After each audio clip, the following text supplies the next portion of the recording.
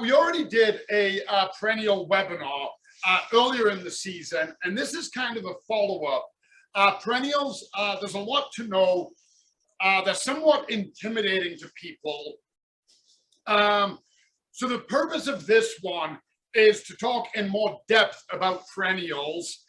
So we're making the assumption here that your garden beds are amended, they've been turned, we're ready to go for the season and whatnot. But of course, we're going to recap very briefly a couple of things we discussed, and then some of the things we discussed we're going to expand on. And that other perennial webinar we did is already up as a blog post if you want to use both as a reference for later. So what is a perennial? And I'm not talking about a specific name. You know, we all know hostas, peonies, iris are perennials, but a perennial is any long living herbaceous plant. Perennial simply comes from the Latin per annus, which means through years. It lives through a number of years, hence we derived perennial. And we use it, technically, trees and shrubs are perennials as well. But when we're discussing perennial in gardening, what we're talking is more herbaceous. So if we look at this absolutely stunning lily we've got here, we can see that there's no wood, it's herbaceous all the way through, all the way right up. So that is the main distinguishing feature when we're talking about perennials. Trees and shrubs are their own category. And then perennial helps us differentiate between annuals, which come once a year, you have to buy them, their entire life cycle is lived in a year, and biennials, their life cycle is lived in 2 years. So that is kind of what we're discussing today, are the herbaceous ornamental perennials that we put in our gardens. And just so you guys know, I can digress, as you may have seen right at the beginning when I started talking about the seasons. So I print out the PowerPoint so I can stay on track. Otherwise, I could get very lost in the Latin name of like, oh, perennial, oh, what else is Latin? Is kangaroo Latin? Does it mean bouncy roo? So maybe kanga means bouncy. I've only been to Australia once. I don't speak fluent Australian. So a perennial life cycle. If you look at the PowerPoint, so every plant, it doesn't matter if you're talking about, you know, a tree that could live for 5,000 years, it started with germination or propagation. But for this one, we're going to say germination, which is that initial growth from a seed. Hey, presto, now we have a plant. Then it undergoes vegetative growth, which means it's going to get bigger, it puts out new leaves, starts undergoing its photosynthesis, it's getting stronger, roots are developing, which we don't often see. And then it goes into the flowering stage. I'm not going to keep, I bring all of these plants and I always have a tendency of going to one because I love this one. But instead, we'll go with the daylily. It goes to the flowering stage. And then as the flower ends, like this flower here, it starts to go into seed development. Then it goes into dormancy, which is winter. So the flower is done, it stays vegetative. Then it goes dormant. Then it repeats the cycle next year. And this cycle goes on and on and on. Some perennials, with the right care, can live for decades and thrive for decades, not just live.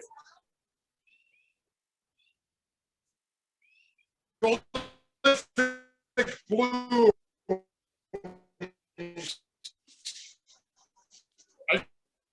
I forgot to turn my phone off. I got too carried away. So just let me live, you know, a very, very long time. And if we give them the proper care, which we're going to discuss here, they're gonna thrive in the garden. And we covered this on the first one. But there are perennials for any environment. There's ground covers. There's vines. There's ones that'll naturalize. There's ones that'll stay very rigid and ornamental. And if you want more, you have to buy more. So all different kinds, and they all really play well with others. So one of the most important things is if we have perennials, we've established that they can live for a long time. How do we keep that happening? What health factors do we need? Because at the end of the day, these are living organisms. And like any living organism, it doesn't matter if we're talking about a fish, a bird, a kangaroo, a person, a tree, perennial, annual. If it gets the correct environment, the correct diet, has a healthy lifestyle, it is probably going to live longer than one that is not getting those requirements. So again, for the purpose of this, we're going to suggest that, you know, your soil is amended and you've put your perennial in the right exposure, which means your hosta is in shade or partial shade, your daylilies in the sun, that kind of thing.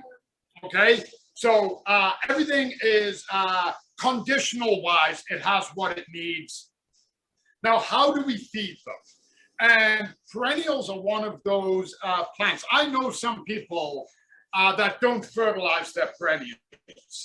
I have seen both in my years of landscaping. I have seen perennials in every condition you can imagine. And the ones that are fertilized, there is a significant difference. Fertilizer has been around for as long as we've been gardening and doing agriculture. It isn't snake oil. It's an essential part to growth. And starting a fertilizer program from the day you plant your perennial all the way through till the day it's either past its best or it just doesn't come back one winter, it doesn't have the energy, or you decide, no, I want to change everything, I'm getting rid of this one, whatever that may be. If you make sure you fertilize all the way through and fertilize correctly, you are going to get the biggest bang for your buck with this perennial. So the moment you see active growth on your perennial, you can start feeding them. So if that's a new perennial, you put it in the ground, you plant it, boom, we know it's there. We're going to start feeding it. We're going to hit it with a root booster or a quick start, something like that to really help those roots get established. We really want those roots to start digging in. It's here for the long haul. And if you have an existing perennial, you know, one you planted it 4 years ago. Once you see it breaking the soil, you see those tips coming up, you see those shoots coming out of the crown, start fertilizing. I know some people who think they're getting a jump on it. You know, the snow's gone, we're back in April, and they're like, oh, I'm going to fertilize. Until there's active growth, because if there's no active growth, those roots aren't drinking anything up. They'll do it minorly, but they're not uptaking it. So you're wasting fertilizer, wasting money, wasting time, and you could be damaging your plant because those salts and minerals from the fertilizer can clog up around the root system. So you only want to be fertilizing during active growth or during new growth. And don't fertilize. If you're doing a proper fertilizer program, we don't want to be fertilizing late into the season. Annuals, go for it. They are not going to live anyway. So push them to the max. Fertilize, fertilize, fertilize. But our perennials, we don't want that to happen because I don't want my perennial to be putting out active growth when there's going to be a frost. I don't want it to take damage. So I want to dial that fertilizer back. So I want to start early, beginning of May. I see that shoot. Hey, I'm fertilizing. End of August, I'm done. I'm wrapping it up. And that's even if it's a late bloomer, like a sedum. I'm fine. It's already had all the fertilizer it needs. It's got all of that energy. It's blooming at its normal time. So that's why we do it. And if you look at this slide, it'll show the difference on some plants here that were fertilized versus no fertilizer. And you're going to notice greener leaves, significantly larger plants. You can't see this, but inherently, if we have that, we know that there is a stronger root system. The fertilizer has made the root system better, so it can uptake more nutrients so that the top of the plant is going to thrive better.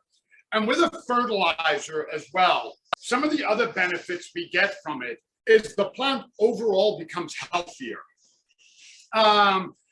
it can produce more blooms. It can produce more leaves. It's just got a better health. It's like the difference between in the winter when I don't go outside much other than walking Jimmy, as to the summer where I'm hiking Nose Hill every day for an hour and a half. I can move more and I'm healthier and I feel better in the summer than I do in the winter. Okay, same kind of thing. It's just overall health. They're more adaptable, which means if the weather changes, if the weather goes inclement, they're more easy to adapt that.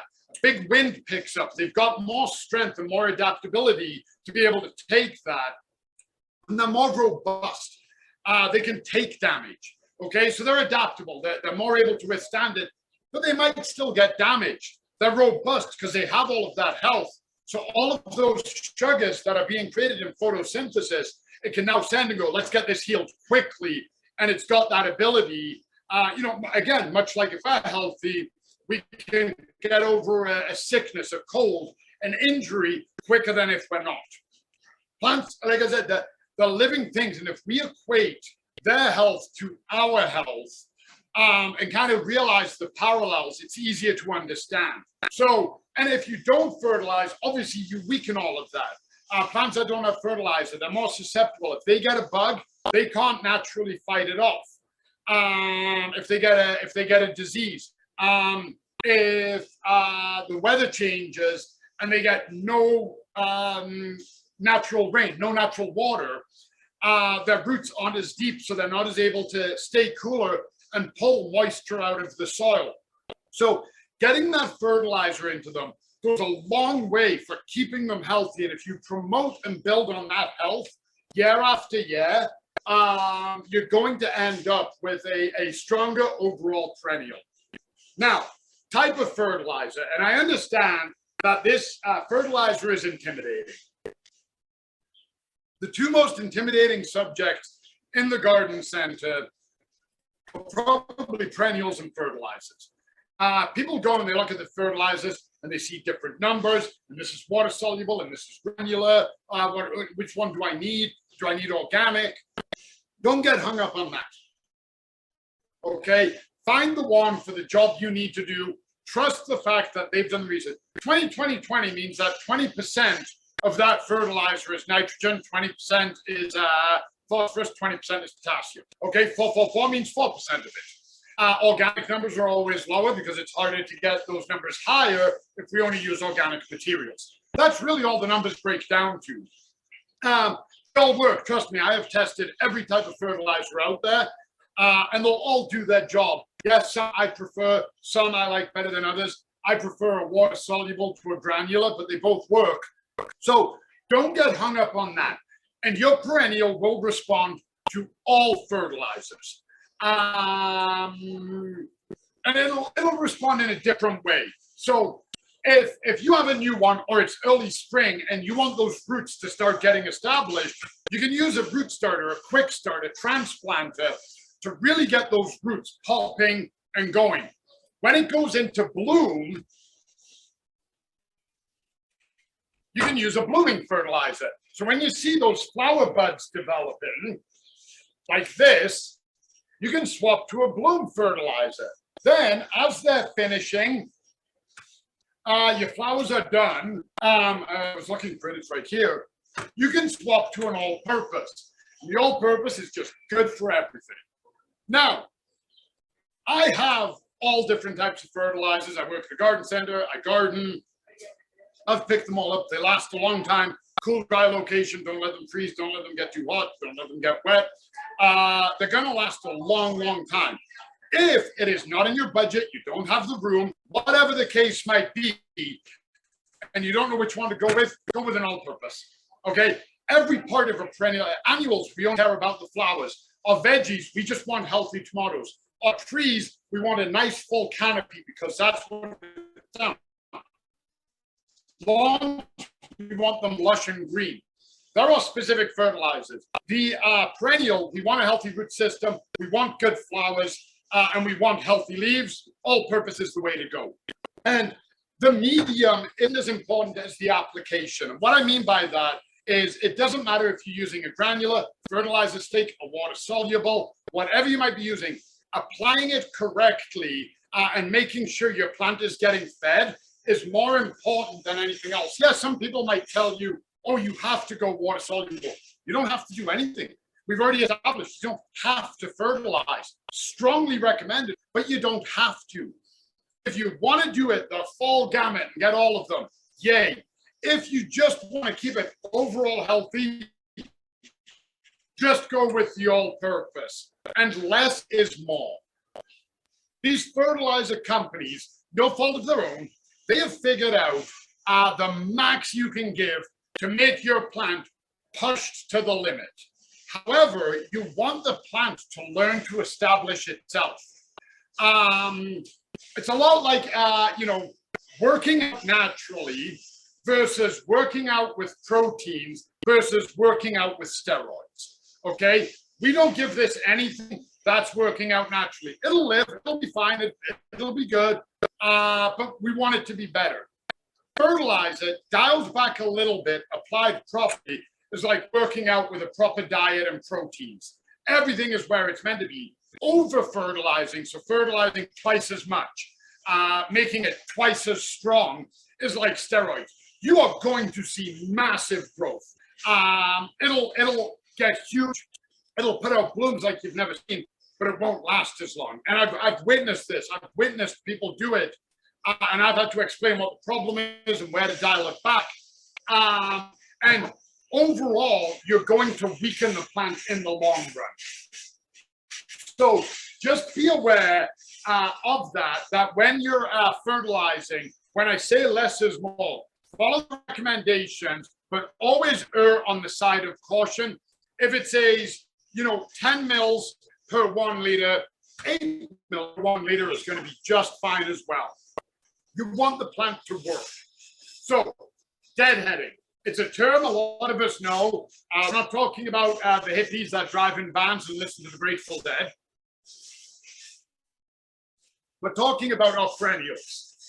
So every single plant, their primary purpose is propagation of the species. Every living thing on the planet, that's its primary purpose. That's why we have such a verdant, diverse, alive planet. So a plant is no different. And to that end, the best way a plant can propagate is by forming seed. So a flower is just a massive advertisement for a pollinator. Eat here, spread the pollen. That undergoes sexual fertilization with stamen and pistil. And then, hey, president, you develop a seed pod. And then the plant wants to drop that seed into the ground. A new plant forms. Boom, job done. Okay? We don't want that to happen. We are growing these plants. We don't necessarily want them to spread. We're growing them for ornamentation. We like, the yellows and the reds and the whites playing together. We like the foliage and the heights. And we have a finite space, and we've crafted this aesthetic look for ourselves. Well, developing seeds requires a massive amount of energy. So when you allow a plant to go to seed, think of a tomato. That's basically a seed pod. We want that to happen. Think about how much water, fertilizer, and calcium and sunlight your tomato needs to develop that. And then the tomato is spent. At the end of the season, it's not looking good. It doesn't have much energy left because it's just been cranking out these seeds for us that we then pick and eat because they're delicious. But we don't want that. What we want to do is we want to take that seed pod off. What that will tell the plant is, oh no, I don't have that. I now need to develop my strength so that next year I can do this again, because a perennial will only bloom once. Deadheading, sometimes you can force 2. But it needs to now put all of that energy into its foliage and its roots to establish strength. So removing the flower bud rediverts that and gives us that overall health. And some of the benefits are aesthetic, okay? You look at a garden that's full of flowers that are dead and they're hanging there. It's not that pleasant on the eye. We like color, we like vibrance, we like seeing healthy. And the flower is dead, the plant isn't dead, the seed pod is very much alive. So it's purely aesthetic on that aspect of it. It boosts the overall health, like we just said. Those sugars that would now go into seed development, they go into the root, they go into the other blooms. It's like, oh no, I lost this seed pod. Okay, I'm going to make this flower bigger. It's going to last longer. I'm going to make it better. And it really, really forces the plant to promote itself. And in some cases, Columbine is a really good example. It can force a second bloom where the plant's like, okay, I've got all of this energy. I have to try again. And it forces out a second flush of blooms. That's not going to happen on all of them, but we still want to deadhead. Now, if you want your plant to naturalize, lupins and columbines are amazing for that. Some daylilies will. You don't want to deadhead. Leave a few seed pods. And if you're gathering the seeds because you want to start germinating in the winter to make some new perennials, don't deadhead. You deadhead, you're going to lose that seed development. So that's how you want to do it, and that's why we deadhead. Now, how do we deadhead? So I got a couple of plants here. So these are the same daylily, okay? That's a beautiful bloom. It's got all of the flower buds are on it, all here, looking great. This is what it starts looking like when it's dying. So again, we can see the aesthetic difference, okay? All I want to do with this, I don't want to take too much off because this stem has a ton of buds and I don't want to lose them. So all I'm going to do is just reach down behind it and break it off, okay? And you can see that lump behind the flower is the seed pod starting to form. Now that's gone, and hey presto, I've got a clean looking plant again, full of flower blooms. But now we have another plant here. It looks amazing, but I look down here and I have a deadhead. The petals are literally falling off this one, and I have a deadhead. But I can't break this. This is attached to the stem, so I'm just going to take my pruners. I'm just going to reach in. I'm just going to snip that off. Haven't damaged the plant. I haven't ripped anything. And I'm still leaving all of the blooms and the flower buds. Now, when all of that is finished, I'm going to go down to a leaf and snip that whole part off, okay? And clean it up and make it look great. And that's all I'm doing is I'm just removing that seed pod that's starting to form. That's the whole purpose behind it. And there are a few different methods for doing it. I personally, once all of this is done, I'm going to cut my stem right back on a daylily. Just the stem sticking out the ground to me doesn't look aesthetic. Each their own. I'm not, again, there's no one size fits all for gardening. Some people don't mind the stems. I don't like them. I snip them back. So the next one that a lot of people like about perennials is the ability, how great they are to divide and transplant. So as they mature, they get larger, they get bigger. Much like kids, they get bigger and bigger, they become adults. That's what your perennials are doing. They're maturing. Eventually, they're going to be tall, they're going to be wide, they're going to be robust and have tons of leaves and stems coming out of them. And it's wonderful. That's what we want. That's where we're going for. Whenever you look at a tag on a perennial, and where is it on this one? Size. It'll have a size written on it. That is the size when it gets mature. That is its full mature growth. So if you fertilize and water and do everything properly, that's what you can end up on. So when you're spacing them, you know how far apart to put them. And occasionally, they can get too large. The area is too great for them. Or we've changed the design of the garden and we're like, oh, this isn't fitting anymore. They can become unsuitable to that location. Maybe a tree got bigger, now it's in the shade. Maybe a tree got cut down, now it's in the sun. Whatever that might be, the location can change. Sometimes we just want to change. Sometimes we're like, you know what? I've looked at this bed for 7 years now. I want peonies in it. I want lilies in it. I want an iris in it, whatever. We want to change it up for an aesthetic pleasingness to us. I'm running with it. I'm running with it. Nobody Googled that word. No. Just trust me. And sometimes it's necessary. Sometimes we're doing a renovation. Our neighbor's putting in a new fence. Whatever the case might be, we want to extend our veggie plot. So we have to transplant. And then other times, the plant is nice and big and healthy, and we can get two. So we lift it, we divide it, now we have two, and we can put them in different locations. So those are the reasons behind why we do it. So transplanting simply means moving or transferring a plant from one location to another. Typically, there's effort and upheaval involved, of course, but digging a plant out of the ground. Okay, but sometimes it can be, people look at perennials and they go, oh, it's not that big. I lifted a hosta one time, and it took myself and another guy, and I'm not the world's biggest guy, but I'm not a small guy either. And it took two of us to lift it. It probably weighed, with the root system in the soil, it was probably that big, and it probably weighed close to 200 pounds. No. Yep, two of us, and we had to carry it like that. Wow. We ended up splitting it into 16 new plants. What? 16? Yeah, and we put them everywhere. It was awesome. It was awesome. So it is, you know, this is brand new. The roots are still in the pot. This isn't transplanting, this is planting. Give this 5 years, let it develop, fertilize it, give it the sunlight, deadhead it, then try and lift it. You are going to have a struggle. It's absolutely doable. I've done it with every plant, but it's harder than you think. So to that end, there is definitely upheaval. Anytime we transplant, we are going to shock the plant because we are going to disrupt the roots. Okay, you'll be cutting some of them. You'll be tearing some of them.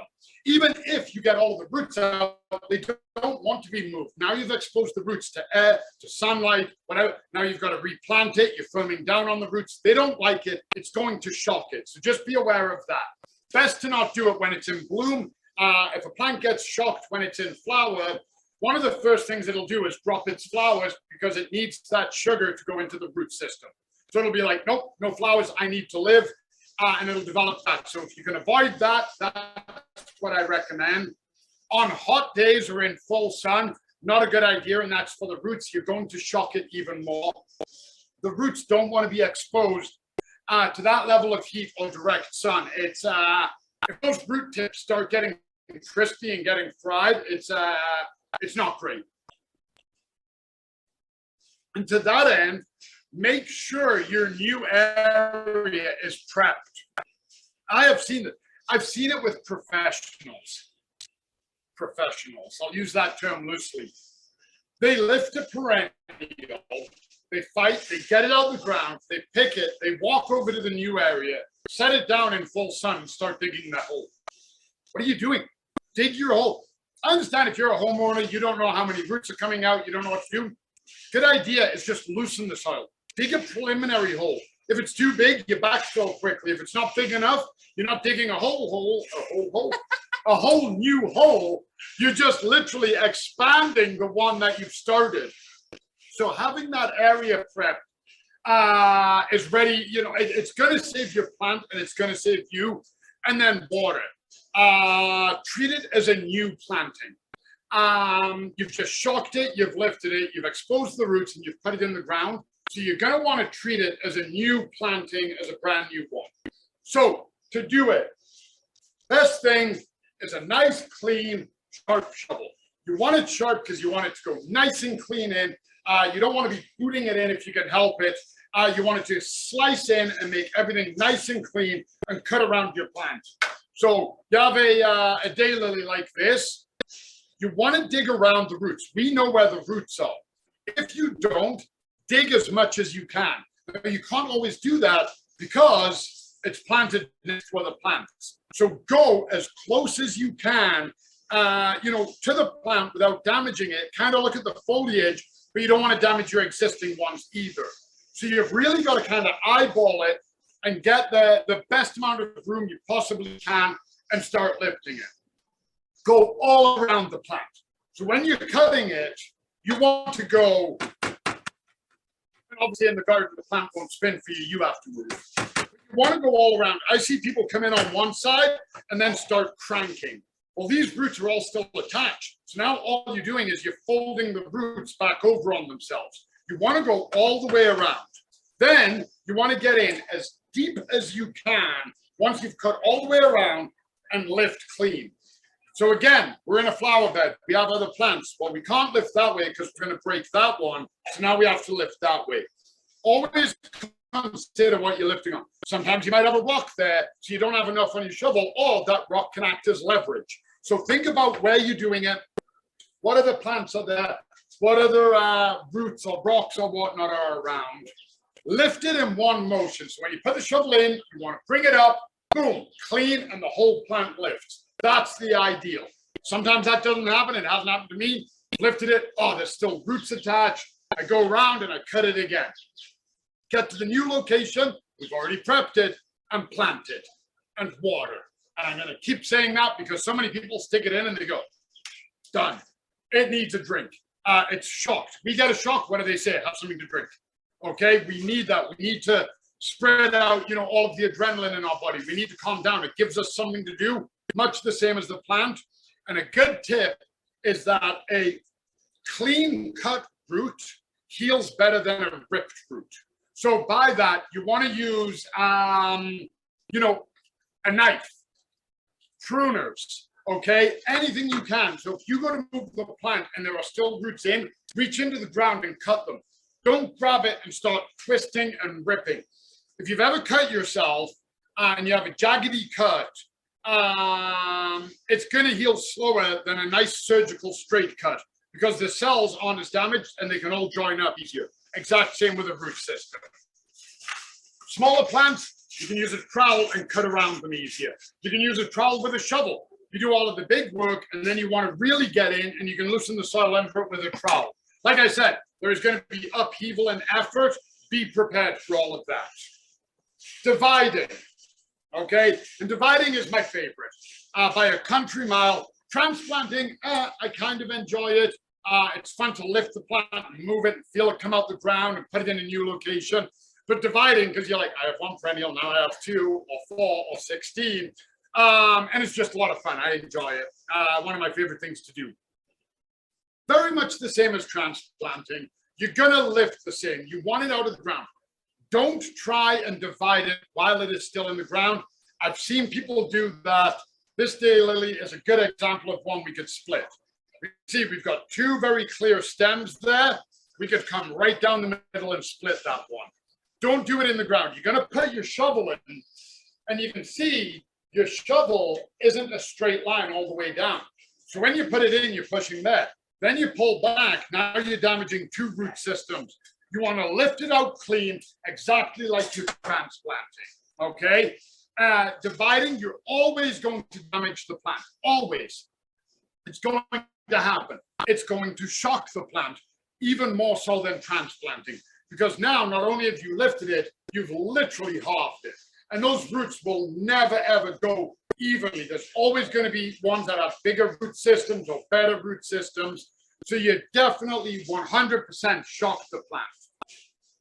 If your plant is a spring bloomer, divide it in the fall. If it is a fall bloomer, divide it in the spring. And again, these are rules of thumb, if you can. Sometimes we can't. Something has happened. There's a windstorm and a tree's fallen down and the crew are coming in. You have to lift it there and then. We don't have that luxury of being like, oh no, I need to wait for a calm day. Can we wait until it's finished blooming? I've had to do it before. Clients have called and said, hey, I'm doing a renovation. I need my plants lifted. And I've said, hey, they're in bloom. Just so you know, it's going to shock them. This is what we need to do. We'll be right there, and we do it. So it can be done anytime. But if you can, if you're doing it for an aesthetic reason or pre-planning ahead, like, oh, I'm doing my fence in July, I should deal with my perennials now, that's when we do it. Are summer bloomers sort of in the before and Spring. after? Spring. Summer, good question. I didn't think of that. Summer bloomers, I like to do them in the spring. Some people will do them in the fall. I do them in the spring simply because then they have all season to establish. They may not put out the blooms they would if I left them, but the overall health of the plant will be better, and I'll know next year I will reap that reward. So they can be done either time. I prefer to do them in the spring. And then again, water. So we're dividing. Our plant is up, it's out the ground. We want to use, again, a clean, sharp shovel. We want everything to be nice, surgical. We want it to be cut well. We're going to dig around the plant. We're going to go as deep as possible. We're going to lift the whole thing in one motion.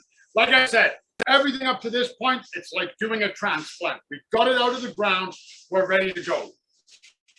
Now we are definitely exposing roots to the air because we're about to cut it in half or thirds or whatever it might be. For this, we're going to say half just to make life easier. So you want to use a shovel, and these are great for cutting. And what you can do, I see people, they lift the plant out the garden and they stand it like that and they go to divide. Well, you're going to hurt the foliage. Lie it on its side and come at the root ball like that. It's a lot easier. You absolutely can do that. And if you damage foliage, it should be okay. You're not going to damage all of the foliage, and the rootstock should have enough to bring it back. But if you can, put it on its side and do a straight cut through, and you're not going to damage as much foliage. Again, you are always going to damage the plant. That is inherent. Depending on the plant, is the amount of damage you will do to it. Use your shovel. I've used pruners before to cut through, and I've used a knife. Whatever it takes to get that clean, accurate cut. Anything is better than ripping, and full transparency, I've ripped them too. Okay, I've absolutely done that where I've lifted it and I'm like, yeah, and I pulled them apart and planted them. Not great. It took more shock than it needed to, but I did it. I don't want to be one of those people that's like, I only ever did it like this. Full transparency, I've done it in every different way that you can. It is that one I've done that many times. The other ones I've done that many times. That part I'll tell you as well. And treat both of them. Even if one of them is going back in the existing hole, treat them both as new perennials. We've shocked them, we've lifted them, we've replanted them. Water, fertilize. They're going to need it, okay? Now we're going to talk about water. Since we've just discussed that, and I've said water, now we're going to talk about watering. So water all new perennials every day for 2 weeks, and that includes the ones that we've divided and transplanted. Remember, I said treat them as a new perennial. So that's how we want to do it. It might be more, might be less, depending on conditions. If it rains for 3 straight days, you don't need to be out there watering. But if we've had to lift them, middle of summer, the fence blew over, we need to put a new fence in, we have to move our perennials, they may need to be watered twice a day, 3 times a day. Whatever it takes to keep it nice and moist, prevent that shock, and get them growing. As a perennial matures, its water needs are going to change. We want those roots to go deep. We want it to go look for your own water. Don't rely on me. We want it to be as self-sufficient as possible. If we water it every day and fertilize it and over-fertilize it, the root system isn't going to get much bigger than that. It doesn't need to. It has everything it needs provided to it. We want it to have some adversity.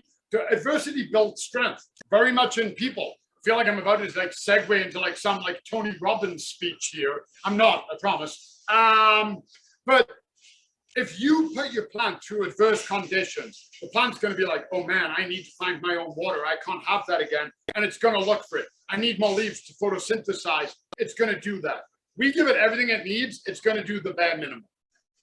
So when your plant is actively blooming, it may require more water. That requires a lot of energy to put out a flower like that and maintain it to develop a flower bud. So you may notice, oh, I'm watering it the same as I ever did, but it's drinking more. Yeah, that sounds about right. So give it more water, adapt to that as it needs it. But don't overwater. You want the plant to tell you, it'll wilt a little, it needs a drink. It doesn't need to get, and I'm talking mature again here, remember, it doesn't need to be watered every day. I have daylilies at my place. They're mature. They've been there a long time. They are in full sun. Even last year, with those scorcher days, they didn't get watered every day. They didn't need it. There were some days where I may have forgotten, and I looked at them and they were like, hey man, can you help me out? Oh, yep, sure. Get out there and water them. But I'm talking that was 3 or 4 days in plus, 35-degree temperature, and they'd still be able to go 3 or 4 days without a drink. I would never want to transplant them. I can't even imagine how established those root systems are. But that's what I want. That's how I want my perennials to be. And I do fertilize them, indeed. So, and water throughout the season. A lot of times we get to the end of the year and people kind of go, doesn't need to be watered anymore, it's September. Water it. Those roots still need it. We want it to be healthy through the winter. So some tips on watering. Treat divided or transplanted as new. Your best way of watering perennials is a soaker hose. Okay, your perennials aren't going to move. They're going to be there forever. Bind it through, cover it in mulch, attach it to the thing, turn on your faucet, bam, they're watered, and it went directly to the roots. With that being said, a sprinkler, a gun, whatever it takes, that is the best way, but any water is better than no water. Ideally, water early in the morning. It helps prevent bugs and disease, and it's good for the plant. It's not sitting there baking in the hot sun and you're blasting freezing cold water on it. Water evenly. I see a lot of times people water just the front of their bed. Try and saturate everywhere so the roots develop on all sides. The roots will develop where the water is. That's what they're looking for, and you'll see that sometimes when you lift a perennial and all of the roots are in one direction. That's simply because the water has gone in that direction. If you are using a sprinkler or a gun, ensure the water gets to the roots. People will turn a sprinkler on for half an hour, and in the case of lilies or hostas, it's all coming off the leaves, and the soil is not as wet as it should be. It's damp. You want it wet. You want the plant to be able to drink. So ensure that you get down there, and a well-drained soil is key. That comes back to the amendments, but I did say we'd rehash some of those things. So make sure your soil's amended. A heavy clay that holds the moisture. Again, you're either going to end up with too much moisture, you're going to end up with problems, or the roots aren't going to look for water. So having a well-drained soil, it holds it, but it allows it to dissipate properly. That's going to be absolutely key into establishing it. Is there any benefit to having water on the leaves and whatnot, or none at all? Yes, there is. It does help the plant. Last year is a great example. With the fire we had and the air pollution, I was washing my leaves off so that they could better photosynthesize. Getting the dust off them that builds up is fine. It looks pretty. When you see the plants all glistening and that sunrise, and they've got like all the little water drops on them, little diamonds, it looks amazing, and it helps. Think of it like this. If you've been exerting yourself and you grab your water bottle, you're like, oh man, I'm hot and I'm thirsty. Does it feel better to dump all of the water on your head? Feels good, but you're not getting a drink. You chug it all, you're like, well, I'm hydrated, but I'm still hot. You drink that much of it and then pour that much on your head, it's wonderful. Same principle. Okay, so it doesn't hurt, but you don't want to be doing that in the middle of the day in the full sun. Again, if you have to, absolutely do it. But plants don't drink through the leaves, they drink through their roots. So that's what we're aiming for. Not advisable to put perennials in pots or raised planters. The winter will probably kill them. They'll never really establish properly. I've tried it in all different conditions. Obviously, if you're in a very tropical location, which we are not, they will do better, but it's never really advisable. Perennials like to be in the ground, but they can do it for sure. I've seen people do it. That's why I say not advisable. Mulching, a bag of mulch. I lay it down so it didn't fall down. I was proactive. Mulching your friend, especially if you're using a soaker hose. It keeps moisture in, keeps the soil at a nice even temperature, helps keep weeds down. Mulch is absolutely your friend. Some people don't like it, don't use it. I don't mind mulch, I put mulch down. Oh, I can't grow grass under my spruce tree, great, grow perennials. Solomon seal, woodruff, ferns, they'll do great under spruce trees, just like they do in the forest. Perennials play well with annuals. While your perennial bed is establishing and you're not getting the full color you want, annuals can augment that, and they'll do great together. Perennials like rhubarb grow great in your vegetable plot. So they work great. Amend them. A lot of times we neglect to do that. We'll amend our pots and our veggie plots, but we don't do our perennials. They really, really want you to do it. just be careful of the established roots. Put any cages or stakes or anything you need earlier on. You have a peony in bloom and you're trying to put a cage on it, you're going to be knocking petals off, you're going to be disrupting it, you run the risk of breaking it. Put the cage on and let it grow into the cage. It's going to save you a lot of damage, a lot of hassle, and it's so much easier to do it like that. Do what you like, it's your garden. Plant the way you want. Follow the tips we say. But at the end of the day, plant the colors. You want everything yellow, plant everything yellow. You want a monochromatic garden where every flower is white or yellow? Great. You want a dichromatic where it's all whites and greens? Great.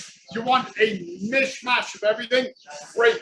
Whatever you want, it's your garden. Have fun. The world is a crazy place. Everybody is busy. If you pull up at the front of your house after a day doing whatever, and that garden makes you smile, that's the right garden. It doesn't matter if I like it or not. It doesn't matter what my opinion is. If it is healthy, that's what I go for. I want your gardens to be healthy. Aesthetically, you do you. That's what it boils down to, and ask for help. It's literally why we're here. It's literally why we do this. It's why we have a greenhouse full of staff who want to talk to you about it. We're here to help you have the most established garden. So a huge thank you for tuning in. I know I went a little over time. There was a lot of ground to cover. Perennials can be a little tricky, and I'm really passionate. I love my perennials. They're my favorite. I like growing food, but that's way down on my list. I actually really like perennials and flowers. I like color. I like vibrance. That's what pleases my eye. Again, no wrong answers. So a huge thank you for being here, tuning in. Let's have some time for questions.